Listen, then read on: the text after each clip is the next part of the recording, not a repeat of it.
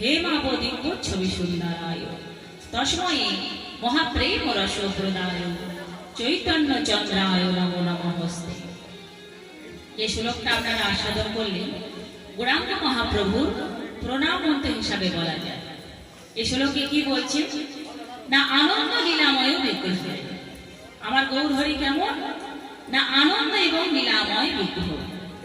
আনন্দময় কেন না দিন রাত তিনি হরিনাম নিয়ে আনন্দ করছেন, হরিনাম নির্ভর থাকছেন, তাই তিনি আনন্দময়। তিনি হরিনাম নিয়ে আনন্দ করছেন তাই আনন্দময়। আর লীলাময় কেন না আমাদের জীবনে কালকে কি ঘটবে আমরা জানি না বাবা, তাহলে সেইগুলো মানুষের জীবনে শুধুই ঘটনা মাত্র। কিন্তু গৌর হরি আমার কালকে কি ঘটাবে সেটা আগে থেকে ঠিক করে রেখেছে।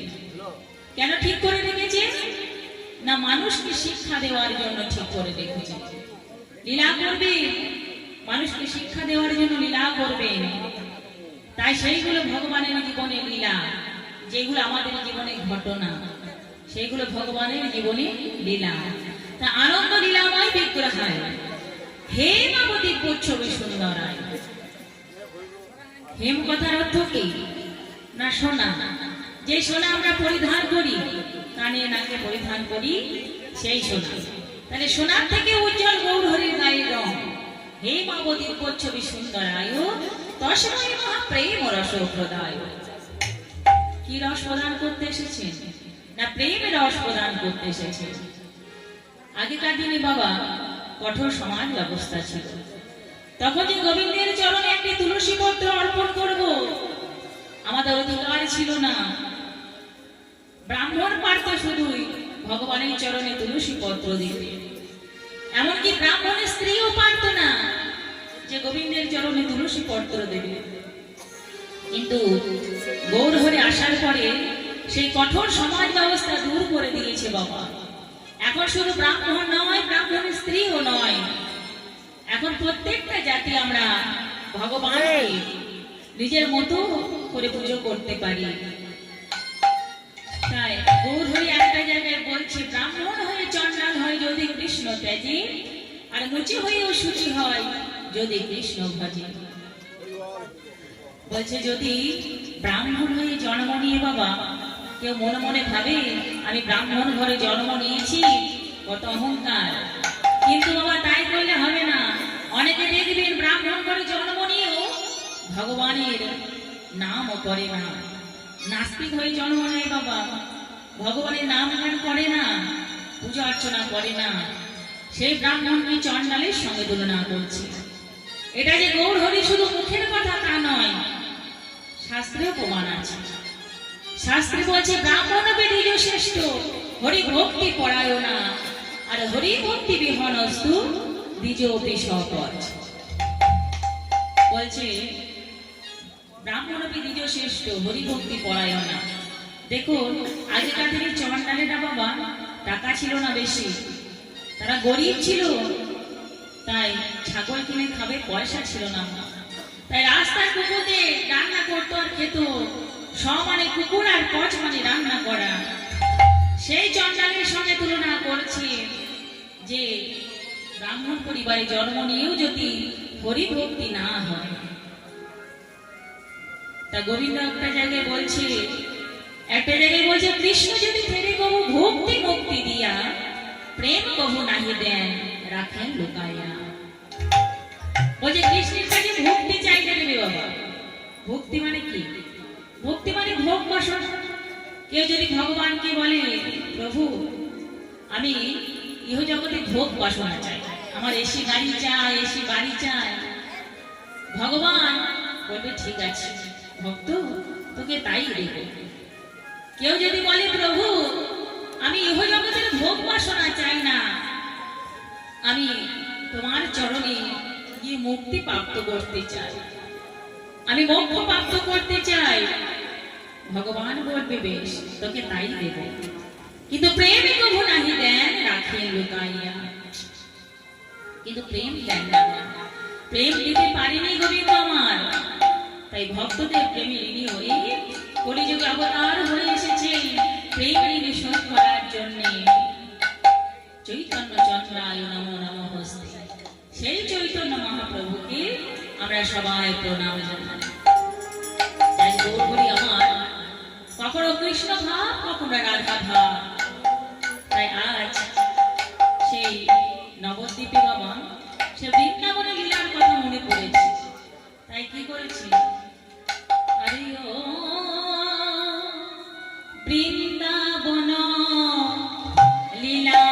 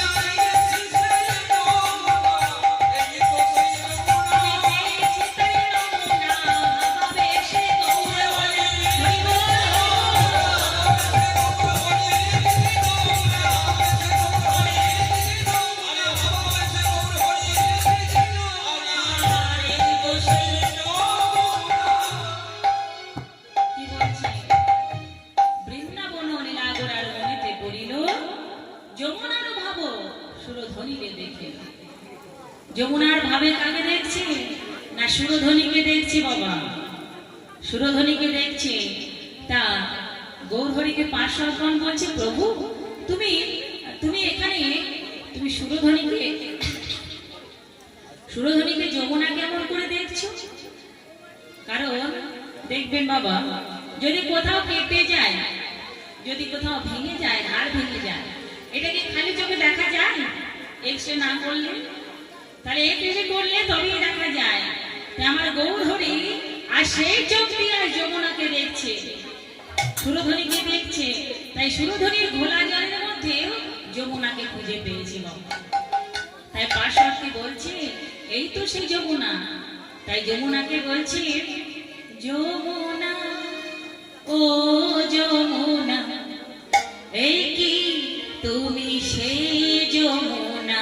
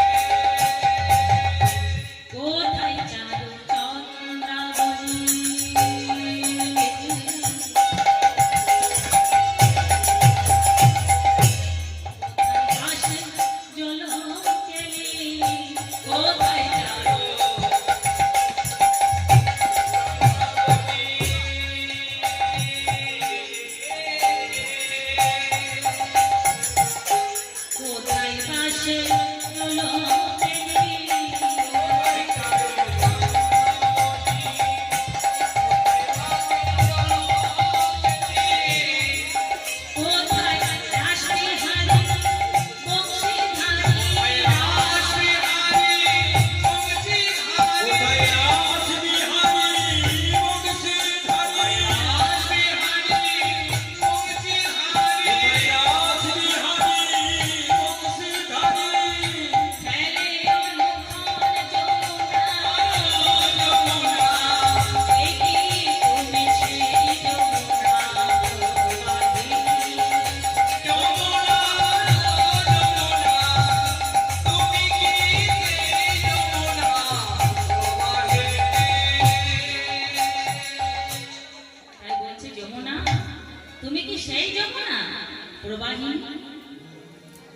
তাই যমুনাকে জিজ্ঞেস করেছে বাবা, আর সুরধুরীর গঙ্গা এ দেখে যমুনা মনে করেছে, তাই যমুনাকে বলছে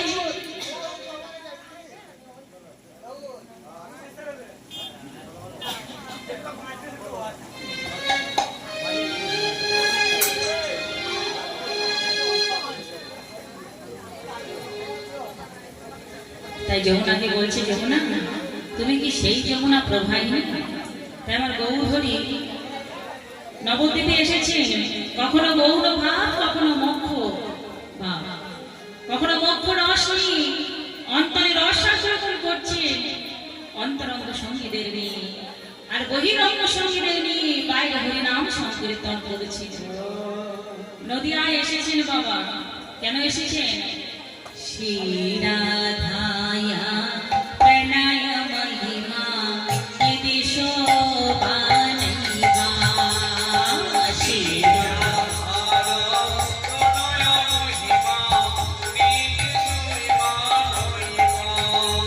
वसाद जनाते भूत मधुरिमा दिदी शोभा मोदियो शोभन चाशा मदन भगत दिदी शोभे दिलो भान तदहा पाडो समजली शोची गर्भ सिंधु हरिंदु, शोची गर्भ सिंधु हरिंदु, शोची गर्भ सिंधु हरिंदु। শ্রী রাধার প্রণয় মহিমা কি দিশবান হইবা। যখন গোবিন্দ আমার দাপরে কৃষ্ণ হয়ে এসেছিলেন বাবা, তখন বুঝতে পারেননি রাধারানীর প্রণয় মহিমা কেমন ছিল। কারণ এক টাকার কয়েনের এই টিকটাকে ওই টিকটাকে দেখতে পায় কখনো? কখনো দেখতে পারবে না, তাকে উপলব্ধি করতে পারবে না। তাহলে রাধারানী হচ্ছে আশ্রয় তত্ত্ব, আর গোবিন্দ আমার বিষয় তত্ত্ব। আশ্রয় তত্ত্ব কখনো বিষয় তত্ত্ব, কখনো আশ্রয় তত্ত্বকে উপলব্ধি করতে পারেনি বাবা। তাই গোবিন্দ দেখছে আমার রাধারানীর প্রণয় মহিমা কেমন ছিল, এটা আমাকে জানতে হবে। আর বলছে আমার মাধুর্যতা বা কতটুকু ছিল। কারণ একটা রসগোল্লা কি কখনো নিজে বুঝবে তাকে খেতে কতটা মধুর, কতটা মিষ্টি? বুঝবে না বাবা, যে খায় সে বুঝবে। তেমন গোবিন্দ আমার রসগোল্লা, তাই ভক্তগণ তাকে খেয়ে কতটা তৃপ্তি পেত সে কেমন করে বুঝবে? তাকে দেখে কেমন করে তৃপ্তি পেত বুঝবে না। তাই গোবিন্দ দেখছে আমার মাধুর্যতা কতখানি, সেটাও আমাকে উপলব্ধি করতে হবে।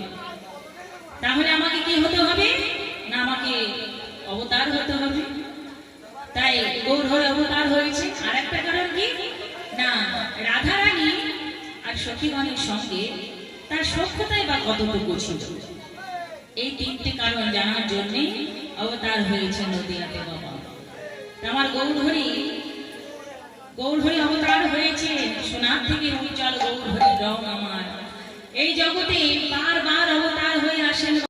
তাই গৌরহরি অবতার হয়ে এসেছে। তাই আসে রাসরার ভাবে ভাবিত হয়ে আজ যমুনাকে বলছে তুমি কি সেই যমুনা? তাই ভক্তগণ বলছে প্রভু তোমার এই সুরধরিটা যদি যমুনা হয় তাহলে বৃন্দাবন কোনটা? বৃন্দাবন ফুলবন দেখে বৃন্দাবন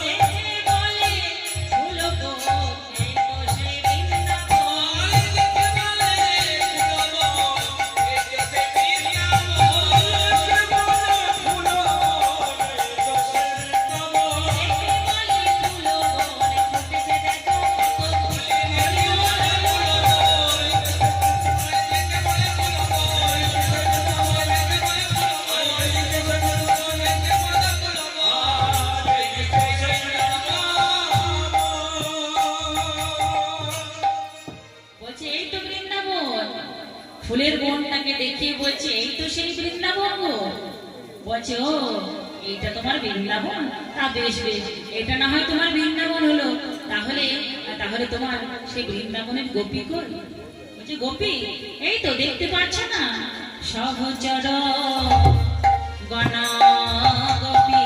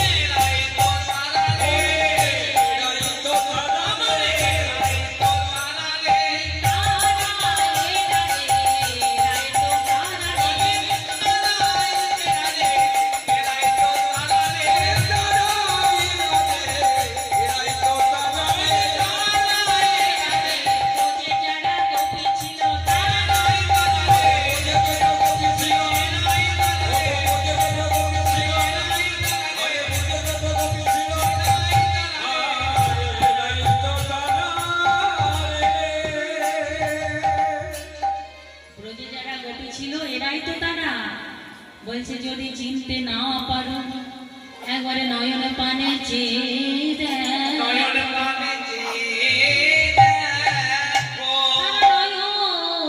ধারাই পড়ল ধরা, ওই বৃন্দাবনের গোপী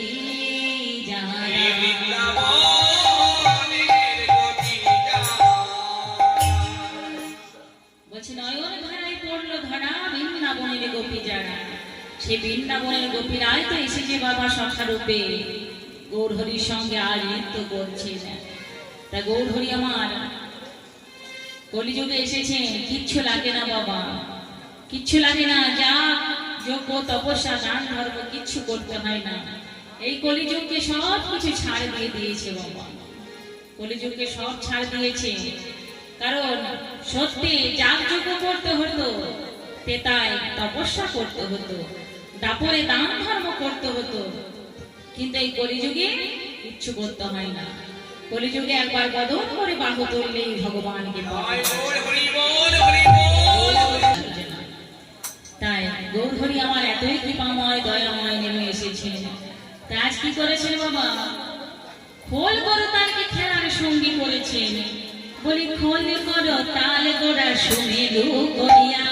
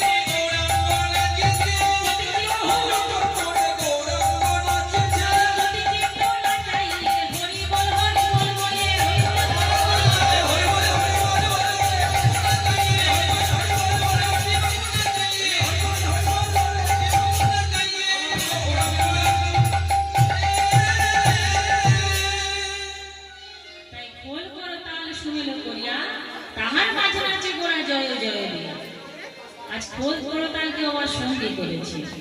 তাই যে আমাদের এই খোলটা কি দিয়ে তৈরি? এই খোলের সঙ্গে আমাদের দেহের অনেক মিল আছে। এই খোলটা মাটি দিয়ে তৈরি, আর আমাদের শরীরটাও কিন্তু মাটিরই তৈরি ধরতে গেলে। তাহলে এই খোলটা 32টা দল দিয়ে তৈরি হয়েছে, আমাদেরও 32টা নারী আছে। এই খোলের একটা জিনিস কিন্তু পার্থক্য, কি বলুন দেখি?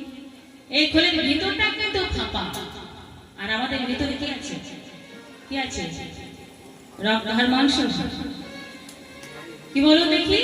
আমাদের ভিতরে অহংকার আছে, তাই বলছে আমরা ফাঁপা হতে পারি না।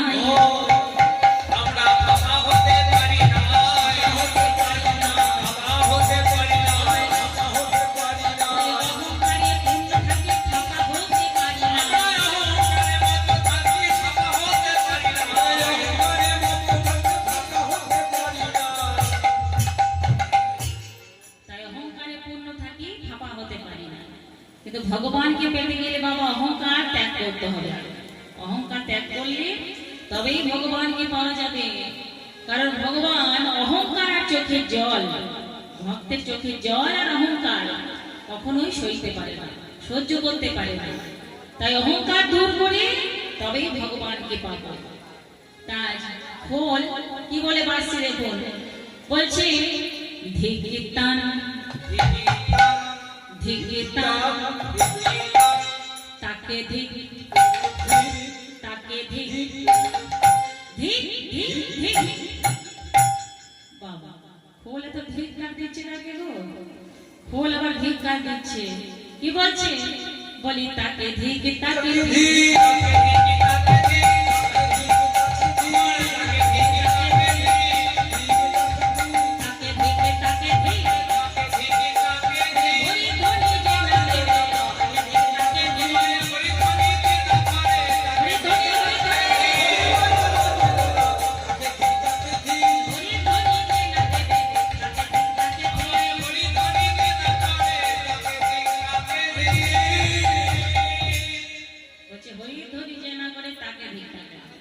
সবাই তো হরিধ্বনি দিল, বাবারা দেখছি বেঁচে গেলাম, মায়েরা দেখছি আমাদের তাহলে কিছু করার নেই, আমরা চুপচাপ বসে দেখবো, গান শুনবো।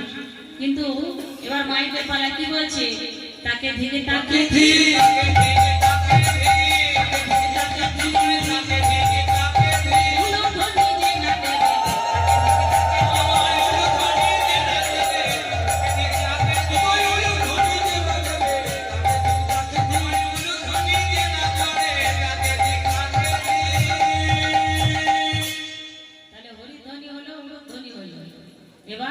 অনেক রাগ হয়েছে বাবা, আবার আবার ধিক্ষা দিচ্ছে, আপনাদের রাগ হয়ে যাবে। কি বলে ধিক্ষা দিচ্ছে? দেখো তাকে ধীরে তাকে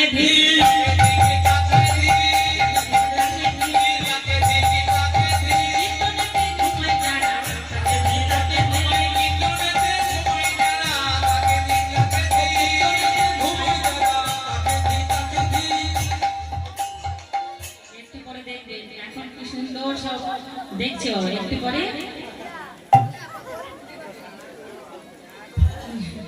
একটু পরে দেখবেন, তখন তুলতে হবে গান। আর কি বলছে? তাকে ধীরে তাকে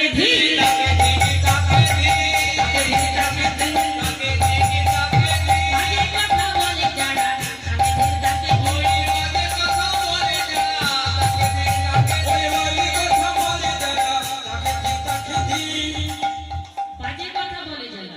কোথায় বাজে কথা বলে? বলছি যখন আপনি সকালবেলায় ওই রাস্তাতে যাবেন, মারুলি দেবে, ঝাড়ু দেবে, তখন শাশুড়ি বৌমার মধ্যে করে ঝামেলা হয়ে থাকে, মনের মতো কাউকে পেলে না হয় বললেন। কিন্তু কোথায় বসলে নিন্দে করলে, শাশুড়ি বৌমার নিন্দে হোক আর কিছু উল্টো পাল্টা কথা বললে, কোথায় বসে করলে পরে ধিক্কার দিচ্ছে, বলছে তাকে ধিকে তাকে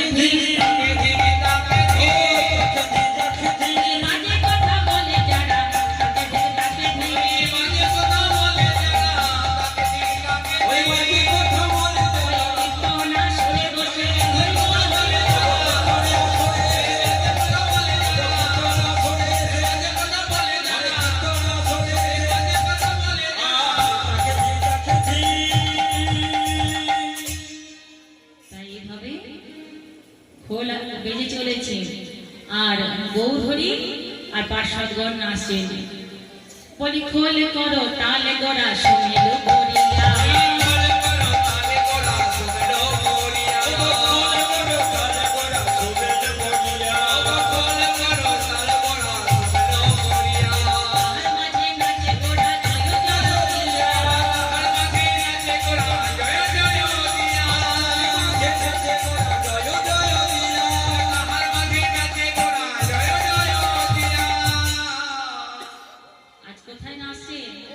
সুরধ্বনির গঙ্গার দিকে নাচছেন। তাই কি বলছেন, কিবা সুরধ্বনির কিনারা সোনার নুপুর দিয়া নাচে না গরি গো সুন্দর গৌরাঙ্গরা।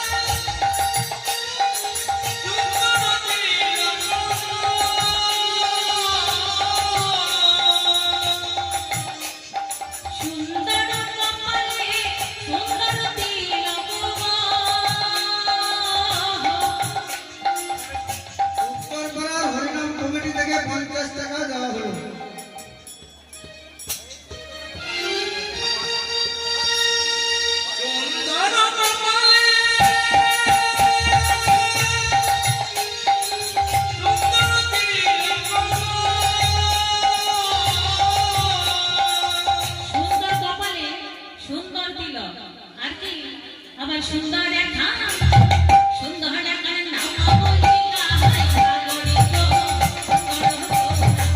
হরি বল হরি বল আমার সুরধ্বনি কিনারায় সোনার নুপুর দিয়া পায় নাচে না গরিব সুন্দর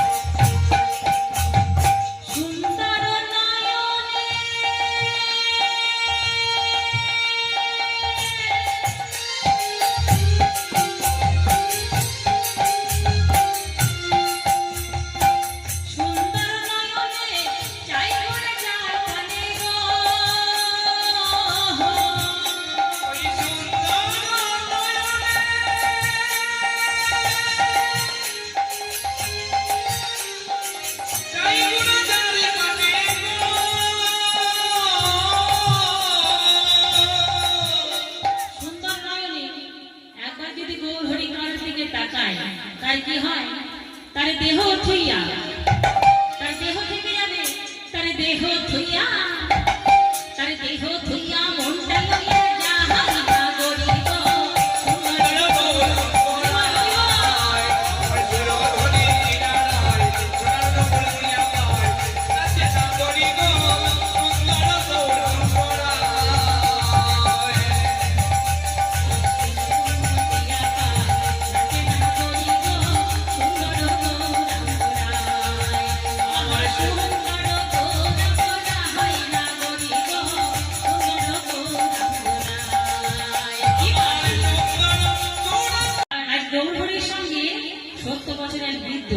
অদ্বৈত প্রভু, সে আজ বেশি নৃত্য করছে। গৌরাঙ্গ মহাপ্রভু থেকে 52 বছরের বড় আমার অদ্বৈত নাচে গো।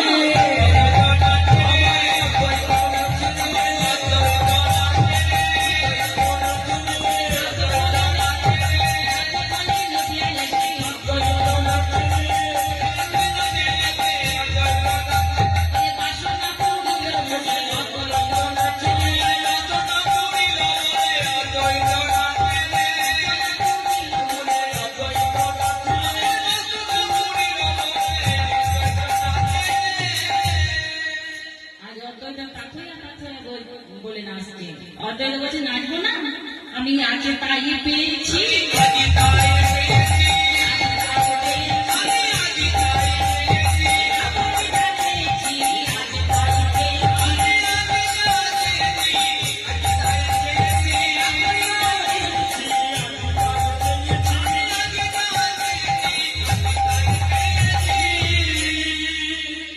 তারপরে যা চেয়েছি আজ তাই পেয়েছি। এক জীবন পরে পেয়েছি, আমি নাচবো না। এই অদ্বৈত প্রভু কে ছিলেন বাবা? এই অদ্বৈত ছিলেন স্বয়ং ভোলানাথ। একদিন সতী শনি আকাশনে ছিলেন ভোলানাথ, গোলকেতে রাশি শুনে শুনে আকর্ষণ শুনে আজ পার্বতীকে বলছি, পার্বতী আমি গোলকে রাশের ধ্বনি শুনতে পাচ্ছি, বৃন্দাবনের রাশের ধ্বনি শুনতে পাচ্ছি, আমি রাস আস্বাদন করতে যাব। পার্বতী বলেছিল ভোলানা স্বামী তুমি যেও না, কারণ সেখানে কোন পুরুষ প্রবেশ নিষিদ্ধ, সেখানে একমাত্র গোবিন্দই থাকবে, সেখানে আর অন্য কোনো পুরুষের যাওয়ার অধিকার নেই। কিন্তু ভোলানাথ, স্বয়ং ভোলানাথ বাবা ওই রাস রস আস্বাদন করার লোক সামলাতে পারে। তাই ভোলানাথ কি করেছে বাবা? ভোলানাথ আজ গোপীদের ধারণ করে সেই বৃন্দাবনে গেছে, সেই রাস মন্ডলীর মাঝে ঢুকেছে। যেই না রাস মন্ডলীর মাঝে ঢুকেছে তেমনি গোপীরা থমকে গেছে, গোপীদের মৃত্যু বন্ধ হয়ে গেছে, কারণ তারা কৃষ্ণ ছাড়া আর জানে না, অন্য কোনো পুরুষ প্রবেশ করেছে বাবা। তাই সেখানে গোপীদের লজ্জা লেগেছে, গোপীরা থেমে গেছে, নৃত্য করতে পারছে। গোবিন্দদের চাওয়ার গোপীদের কি হলো যে হঠাৎ করে নৃত্য থামিয়ে দিল। তাই রাস মন্ডলী তন্ন তন্ন করে খুঁজতে লাগলো যে কোথায় কি হয়েছে। তাই সবাই একে একে জিজ্ঞেস করেছে, তোমার নাম কি? তোমার নাম কি?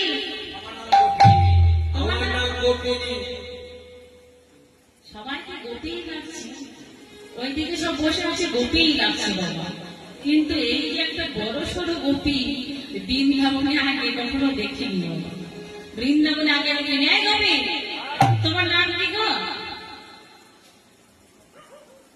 শেষ গোপী বলছি আমার নাম শেষ গোপী। গোপীটা বলে শেষ গোপী বলে যে কোনো গোপী এতদিন বৃন্দাবনে আমি নাম শুনিনি বাবা, তুমি শেষ গোপী? তা বলি তোমার ঘোমটা কেন দিয়ে এসেছো তুমি? দেখো কে ঘোমটা দিয়ে নাই, কোনো গোপী দেখছো কে ঘোমটা দিয়ে নাই, আর তুমি ঘোমটা দিয়ে চলে এসেছো। তা বলি ঘোমটাটা খোলো দেখি তুমি কে, কোন গোপী? যেই বাবা ভোলানাথকে বলছে ঘোমটাটা বলো, ভোলানাথ দেখছে আমাকে দেখলেই তো তাড়িয়ে দেবে, তাহলে ঘোমটা খুলতে চাইছে না। গোবিন্দ বলে তুমি যদি ঘোমটা না খোলো আমি কি করবো জানো? তোমার ঘোমটাটাকে আমি টেনে খুলে দেব। একই ভোলানাথ তুমি জানো না এই রাস মঞ্চে পুরুষ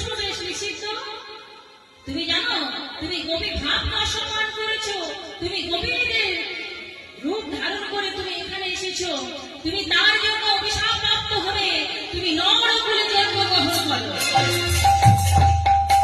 ভোলানাথ অভিশাপ পেল নরকুলে জন্মগ্রহণ করা।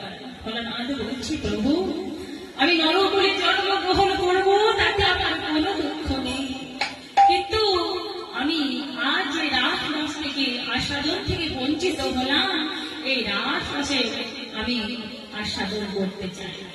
বলছে ভোলানাথ তুমি তো বড় চতুর ভোলানাথ, তাহলে তুমি রাজরাস আস্বাদন করতে গেলে তুমি যদি নরকুলে জন্ম নাও, তাহলে আমাকেও তো নরকুলে জন্ম নিতে হবে। বলছে বেশ, শোনো তবে আমি গৌরাঙ্গ মহাপ্রভু হয়ে লইব জন্ম, তুমি হবে অদ্বৈত শান্তিপুরে বাস, শরীর পূর্ণ হবে তোমার মন অভিলাষ।